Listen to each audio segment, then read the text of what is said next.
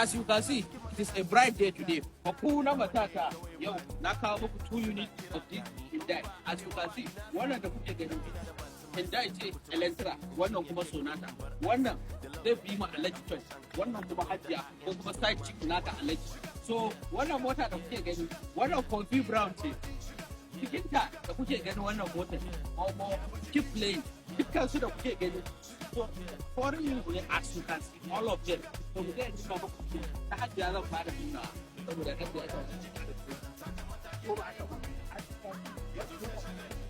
Kuma ta zo da map ɗinta, ta zo deal as you can see, everything is working.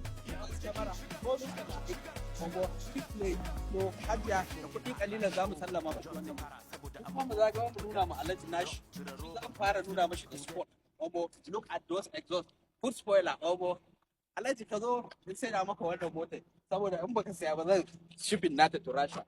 Yes, the Russians are waiting for me. So what are you waiting for? Look at the beautiful inside of this baby. Alhaji ka daina ma kwana a ga daki dan na kawo maka. So what are you waiting for? Come and buy this baby before you hear chip chap chap. It is already gone.